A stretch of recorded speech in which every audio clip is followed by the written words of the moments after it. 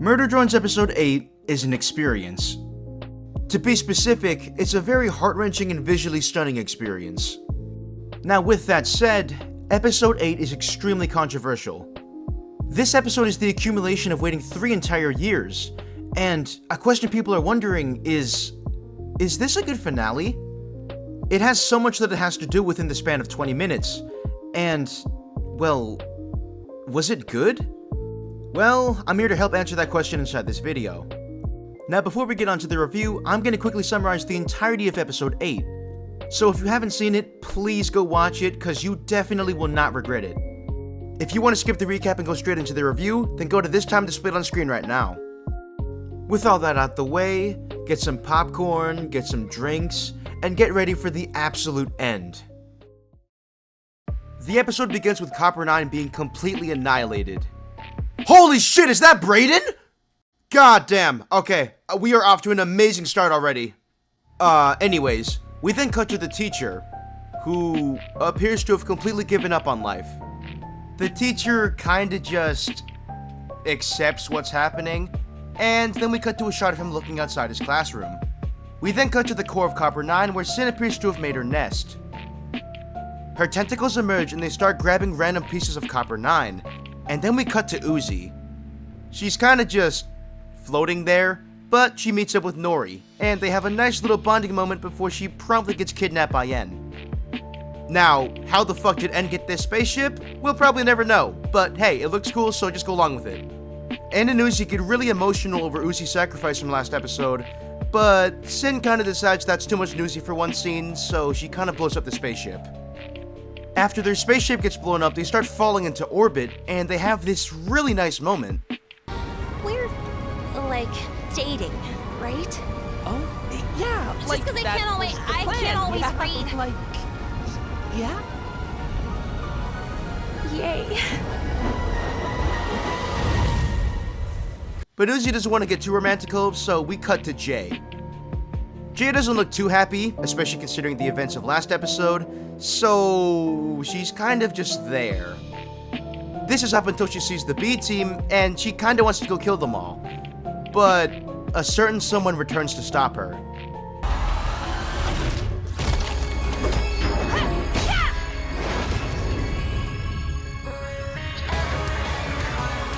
That's right, V lived.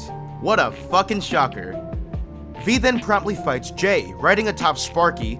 Yes, the Red-Eye Sentinel's name is Sparky, it was confirmed. Don't ask how I know this. And V and Jay duke it out for a bit. We then see Lizzie on her phone, but Sparky decides that she'd make a pretty good chew toy.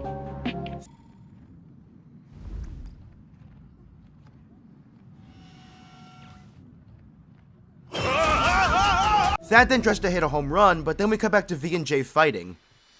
Sparky wants to kamikaze Lizzie, and what the fuck is happening? Jay then reveals that she knows she was tricked by Sin, but she's still begrudgingly working for her. She then offers to have V join her and, you know, help kill the rest of the cast. Oh, how about you bite me? V respectfully declined her offer. We then cut to En and Uzi, who are going straight down to Copper 9 to go confront Sin. Sin emerges, and dear God, that's fucking horrifying. Uzi gets her core torn right out of her chest, and En tries to stop her, so Sin kinda just targets him instead. Okay, you first, eager beaver. Let me in, let me in, let me in, let me in, let me in, let me in, let me in, let me in, let me in. To be fair to you, En, you kind of asked for it. En and Uzi managed to get away, but Sin is right on the chase. We then cut back to the two lesbians, V and Jay, fighting each other, and Jay admits that she didn't need anyone. I never needed either of you. We then see Uzi quickly trying to drag En to safety before Sin comes chasing in after them like a dog. Sin then does this.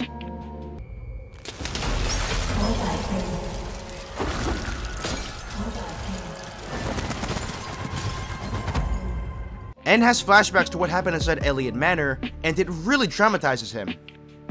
Uzi manages to calm him down, and they seem to be chilling for now. That is, until V kinda just... I'm so sorry. I'm V, stop! Got and indirectly killed. It's revealed that V was working with both sides the entire time, and she was put in a very uncomfortable situation. She wants to join back with Sin, but Sin knows that she's not going to be loyal to her, so she's kind of forced to join N and Uzi. We then cut to V trying to escape Sin before getting roundhouse kicked right in the face by Jay, which is pretty ironic considering what happened earlier inside the episode. That easy, nerd! It's senior informant. Before N gets killed off by Sin, Khan shuts the door on her tentacles, which drops his core back inside his chest. In response to this, Sin becomes a bit of a potty mouth. God fucked it. Before the episode gets age restricted, Uzi steps in and she tries to stop Sin. Nori chucks her a pickaxe and she gets ready for the final fight. This is it. Uzi, N, and V versus Jay and Sin. Nightcore starts to play, and the battle promptly begins. Pretty early on inside the fight, Jay's head is used as a baseball and she gets home ran all the way back to fourth base. Uzi then swings her pickaxe right at Sin's heart, but she kinda pretends to be N. Uzi falls for the trick and Jay emerges once again trying to kill her, but V stops her. Jay is then knocked right into a hole and she's never seen ever again. The fight continues with all three of our main characters fighting Sin and very much holding their own. Right up until N and V get knocked away by Sin, and then it's a 1v1 between her and Uzi. Uzi then cleverly predicts where Sin's going to teleport, and she grabs her core with her bare hands. She uses her solver to blow a hole into a nearby planet, which exposes the sun. The sun then melts Sin's core, and it explodes into the singularity.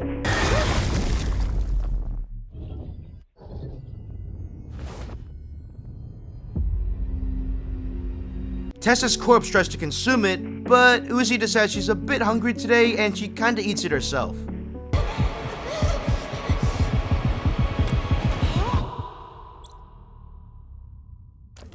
After eating the singularity, Tessa's corpse starts to melt, and Sin is dead. Overwhelmed by what she just did, Uzi blacks out. We then re-emerge on the surface of Copper 9, where we can see the gang is all alright. All of the B team survive and Khan and Nori have a pretty nice moment together. For like 5 seconds. You don't know me and I hate you! Sparky then pulls up on the school bus, and Lizzie doesn't look too happy. We then see N and V trying to look for Uzi, and N gives her a very nice hug.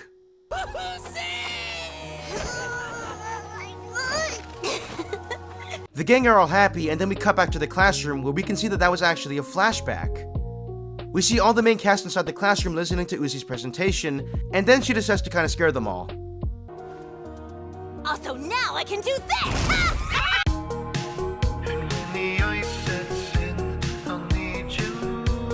We then cut to gorgeous end credits, and after that, we get a post-credits scene. It's revealed that Uzi and the Absolute Solver merge together, and the Solver suggests that Uzi puts on a bow. You look great. Have you considered a bow, though? Oh, and yeah, the show kinda ends. God damn, that was a lot. To think they did all that in 20 minutes is actually fucking mental, but, well, here we are. Okay, let's get right to the chase. Is this a good finale? Well, the answer is a lot more complicated than you think it'd be. I think to many people, episode 8 is a really good episode, but they don't really consider it a good finale to the entire show. Most of that, I feel, has to do with the actual ending of the episode. Now, to those of you who absolutely hate the ending, think of it this way. Liam did the predictable to avoid being unpredictable. Seriously, Liam ends most of his stories with a very dark ending, so having MD just end like this is just such a good subversion of expectations. He actually played chess when we were all playing checkers, and none of us could have expected this. Another pretty huge reason is that none of the good guys died. Sure, I mean, N and Uzi were on the chopping block like 4 different times, but none of them actually died, and that may be disappointing. I can definitely agree, because inside the fucking finale episode, a lot more should be at stake. I think a pretty simple change would have just to have had N die after his PTSD scene, and be absent for the fight with Tessin. It would not only make Uzi more independent, but it would also show just how strong she is without N, which, in and of itself, she definitely needed. And, lastly, another big reason for this being such a huge turnoff for most people is the fact that it kind of feels like Season 2 setup. Now, Glitchev said literally multiple times over that this is it, that we're not getting a Season 2, and I'm inclined to believe them. Now, it obviously looks like that a lot more could have and should have been done with these characters, but, I mean, we're just not gonna get that from the looks of it. Which, I mean, at the end of the day, it's not worth crying over. Now, having just said the things that a lot of people are mixed on, let's talk about what the episode did really good. The one thing that people cannot complain about is the fucking animation quality. This is Glitch at their all-time best, and this is without doubt the highest quality production that they've ever made. When you watch this damn thing, you can't take your eyes off it, and that is a feat that only one other episode has done for me. The other episode in question is episode 3, which is fucking peak. It really should have been called the peak ending instead of the prom ending, but I'm not the guy who makes up the names for these, so not my call. I can't put into words just how beautiful this episode is, so I'm gonna show you guys a few of my favorite shots.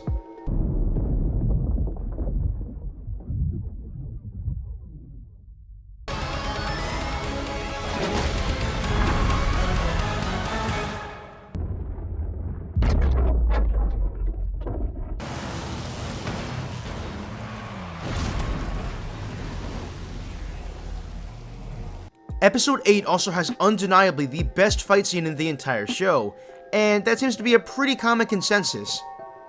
The fight scenes are so breathtaking, and I just fucking adore every second of it. And despite this being the series finale, Episode 8 gives us a lot of lore that really elevates a lot of characters. The biggest example I can think of is V. It's revealed that V was working with Sin the entire time, and that's a revelation that really explains a lot. It explains why V is so weird during the first couple of episodes and not being open about her emotions whatsoever. She was actively playing both sides, and that just really gives her character a lot of depth. If there's one thing that we can basically all agree on, it's the fact that Episode 8 completed V's arc in an extremely satisfying way. Now, I really can't believe I'm about to say this, but Sin is undeniably the best character inside this episode. She is so hateable that it just works. Everyone watching the finale wanted nothing more but for her to shrivel up and die, and we got exactly that, which just makes her downfall all the more satisfying to watch. I've never hated a villain more than I have Sin, and seeing everything go wrong for her just puts such a big smile on my face. Ever since episode 6, she was established to be literally a planet-ending threat, and seeing her go out like that is just absolute cinema. Uzi killing Sin is so satisfying to watch, and I just love every second of it. From the oh shit moment of Sin actually not being dead despite her core being torn out, the downright horrifying look of Tessa's mutilated corpse staring right back at Uzi, the atmosphere of the entire scene being in black and white, straight up is one of, if not my favorite scene from the entire show. Fitzy does such an undeniably good job at voicing her that I legitimately thought that Sin was an AI voice in episode 2, which really is just a testament as to how good Sin's voice acting is. Fitzy, if somehow you see this, you played Sin perfectly, and I don't think people really just appreciate how good of a job you did, so kudos to you, truly. Speaking of really good scenes, this one... Do your job and I leave you and N alone. Right, V? Still. Bad job, V. is absolute cinema. Now, why does this scene work? Well, it's pretty simple. The tension in this scene is fucking immense. The look that Sin gives V, the horrified look on V's face speaks for itself, and you literally can't take your eyes off the screen due to how beautiful the scene is. This is without doubt V's best scene in the entire show, and you guys definitely seem to agree with me on that. Now, a very major complaint I've seen with this episode is Sin just kinda dying way too easily. Now, there's two things I want to say about that. One of them is quite meta, but the other one makes quite a lot of sense the more you think about it. Now, starting off with the meta one, this episode is fucking 20 minutes long. So, literally no matter what it did, it was gonna feel rushed in some way. The second thing I want to say is what actually causes her downfall. And that thing is actually her overconfidence. It's the same mistake that Dawn made in episode 3, where she completely and utterly underestimated Uzi, which turned out to not be pretty smart inside the long run.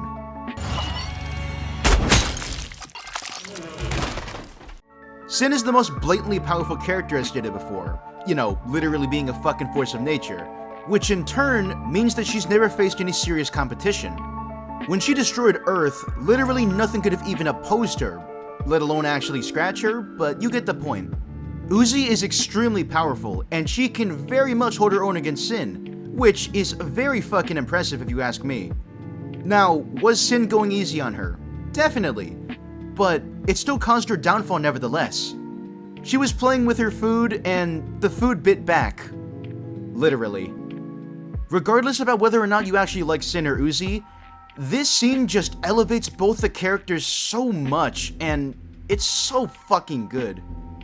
Now, this is gonna be kind of a long shot, but just go along with it. This episode makes me hate episode 5 even more, which I didn't think was possible, but it actually is. Now, why? Well, it's pretty simple. It had to actively retcon episode 5 due to it not being a real flashback. And thank God for that, because I could not take this scene seriously if it looked something like this.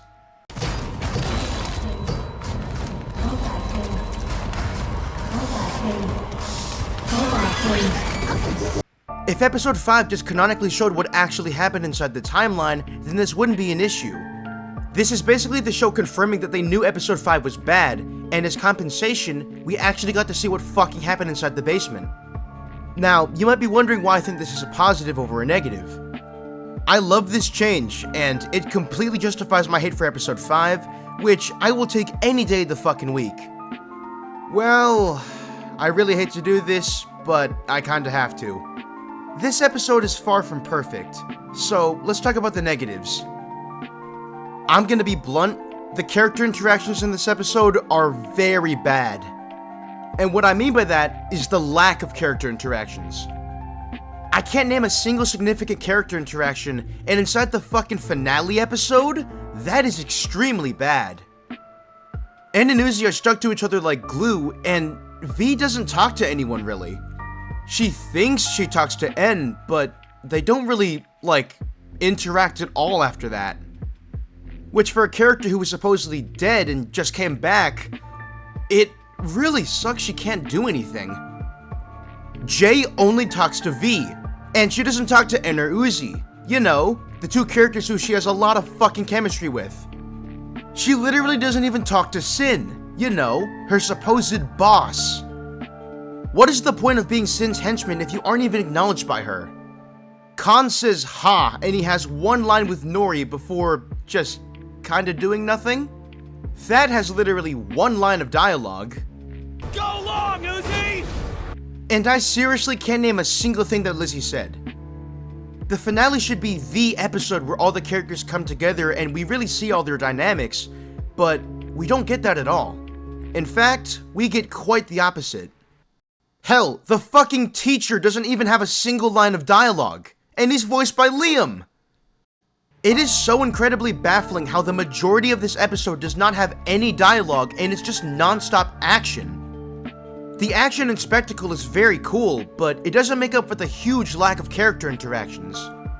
If we had an extra 5 minutes of dialogue just added to this episode, then I think a lot more people would definitely find themselves enjoying it.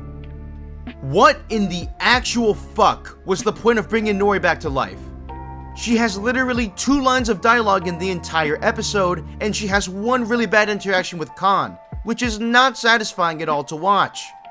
In episode 7, it was hinted that she would have a really nice reunion with Khan, but we did not fucking get that. They all talk off screen, and that fucking really sucks. Nori was such an interesting mystery from the first couple of episodes, and to see her just get brought back for nothing just is very disappointing. While we're at it, so many fucking questions are left unanswered because of the episode. I'm not expecting answers to literally everything, but blowing up Copper 9 just feels like a really lazy way of just avoiding answering these questions, and I think it definitely could have been done way better. I suppose it's more fuel to the fire for the fan theories, but that's kind of just it. Well, it's ranting time. This finale, to be blunt, completely screwed over Jay. Jay has always been a character that puts law and order above her own morals, and that's basically her only character-defining trait. Well, that and her lack of screen time, but we don't really count that. But this is just not it. In no conceivable universe do I see Jay siding with Sin, you know, the character that skinned her best friend alive, 'cause what? She wants to fight Uzi again and antagonize N? She wants to make the Oil Rose shippers angry because she wants to fight V for some reason? It doesn't make sense. What ultimately screws Jay over is this line. You tricked me too. Now, I'm gonna play that back one more time. You tricked me too. One more time, just for good measure. You tricked me too. Jay is blindly loyal to the company, and, by extension, the real Tessa. So why in the actual fuck is she siding with Sin? It makes no fucking sense. The only, and I really do mean, only reason I can see her doing this is so that she can betray Sin later on. And before you say, actually, Sin is Jay's administrator and therefore she has to side with her, there's a pretty simple workaround. Just have Jay attempt to try and side against her. It would not only show where her true loyalties lie, but it would also give her a much more satisfying end than this? It makes no fucking sense, and she gets thrown under the bus for what exactly? And before you say, actually, disassembly drones can't betray their administrators and they have to be loyal to them. And literally does it in the fucking pilot, and it's literally what kicks off the entire fucking show.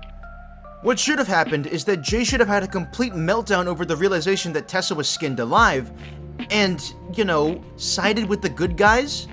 Having her know about the Tessa twist the entire time and still siding with Sin just isn't fucking right. Jay even offered to work with V, so she isn't that close-minded. She most definitely could have and should have joined the good guys, and I will not be told otherwise. Having Jay just be a one-note bad guy does not feel right. Her biggest role is inside the pilot, and everything after that is just such a gradual downfall for her. God, it's so fucking sad. Like, seriously. Jay's complete and utter derailment is easily the worst part of the finale. And before some of you go, oh, at least she did something, right? Like, she got screen time? Like, this was a good episode for her, right? Yeah, I mean, she got screen time, but at what fucking cost? Now, I've seen a lot of complaints, but the last thing that anyone can complain about is this episode's entertainment value. I am walking out of this finale regretting literally nothing, and the show that we have is a very good show. I can acknowledge the bad writing inside this finale. I can acknowledge the countless mistakes that happened. I can acknowledge that it feels rushed. I can acknowledge that Jay got no justice. I can acknowledge that this definitely is not everyone's cup of tea. But I'm walking away from this finale very satisfied, and that's good enough for me. Shows are meant to entertain people, and Murder Drones definitely did that. The ending we have is damn near perfect, and it's a great send-off to all the characters. I mean, yeah, sure, it would have been nice to spend more time with the cast, but sometimes less is more. It makes you really appreciate all the scenes you have with these characters, and overall, I can confidently say that this is objectively one of the best endings that Murder Drones could have had, and I'm very grateful for that. It's extremely immersive, and overall, the quality of this episode really speaks for itself. Once it has your attention, it does not let go, and it drags you along for the ride for the entirety of its runtime. I really like this finale. Hell, I mean, I'd even go as far as saying that I love this finale. You can call it glazing, you can be as immature as you want to be, but I'm keeping a positive outlook, and that is not going to change. Now, that may seem like a lot, so let me just reiterate. Listen, and listen very carefully. This finale is not perfect, but I think it's about as close as we're gonna get to a perfect ending. When you take everything at face value, and you acknowledge that Murder Drones is just a show meant to entertain people, this finale definitely did that.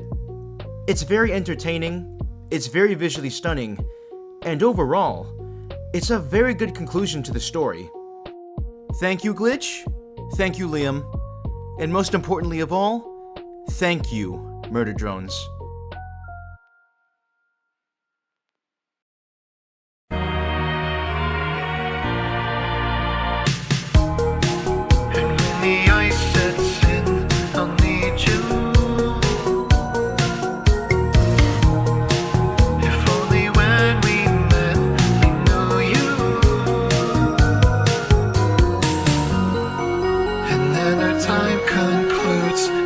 Beyond the stars we flew forever. Tell myself I lost my soul for you. Come thereafter, see you never.